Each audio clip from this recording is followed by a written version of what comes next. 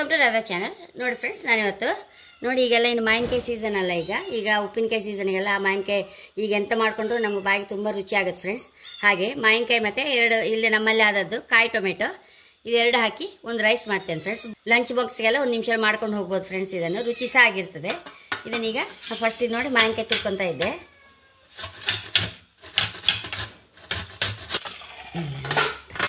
ನೋಡಿ ಫ್ರೆಂಡ್ಸ್, ಮಾವಿನಕಾಯಿ ಮತ್ತು ಕಾಯಿ ಟೊಮೆಟೊ ತುರಿದು ಇಟ್ಕೊಂಡಿದೆ. 1.5 ಟೇಬಲ್ ಚಮಚ ಫಸ್ಟ್ ತುಪ್ಪ ಹಾಕಂತ ಇದ್ದೆ.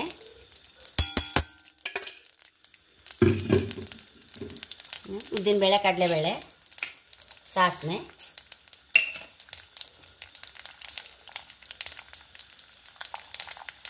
ಕ್ಯಾಶ್ಯೂ ನಟ್ಸ್ ಕಟ್ ಮಾಡಿದ ಹಾಕಂತ ಇದ್ದೆ.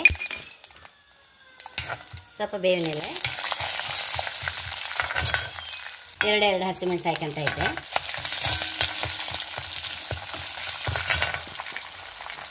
ಚೂರು ಅರಿಶಿನ, ತುರಿದದ್ದು ಟೊಮೆಟೊ ಮತ್ತು ಕಾಟ್ ಮಾವಿನಕಾಯಿ ಹಾಕಂತ ಇದ್ದೆ.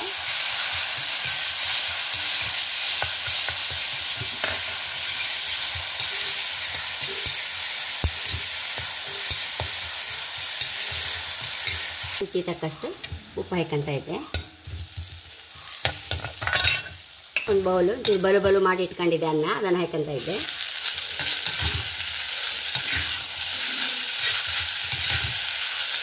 ಮಾವಿನಕಾಯಿ ಜೊತೆ ಕಾಯಿ ಟೊಮೆಟೊ ಹಾಕಿದ್ರೆ ಹಾಕಿ ಸಾಕು ಫ್ರೆಂಡ್ಸ್. ಖಂಡಿತ ನೀವು ಸಹ ಟ್ರೈ ಮಾಡಿ. ಮತ್ತು ಲಂಚ್ ಬಾಕ್ಸ್ ಸಹ ಮಕ್ಕಳಿಗೆ ಸ್ವಲ್ಪ ಡಿಫ್ರೆಂಟಾಗಿ ಖುಷಿಯಾಗುತ್ತೆ.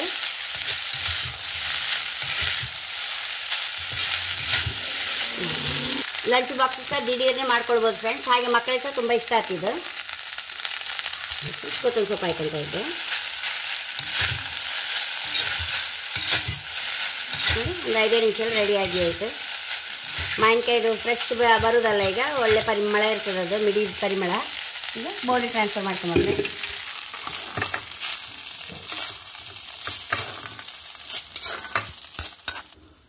ನೋಡಿ ಫ್ರೆಂಡ್ಸ್, ಎಷ್ಟು ರುಚಿಯಾದ ಮಾವಿನಕಾಯಿ ಟೊಮೆಟೊ ರೈಸ್ ರೆಡಿಯಾಗಿದೆ. ಒಂದು 5 ನಿಮಿಷ ಆಯ್ತು ಫ್ರೆಂಡ್ಸ್.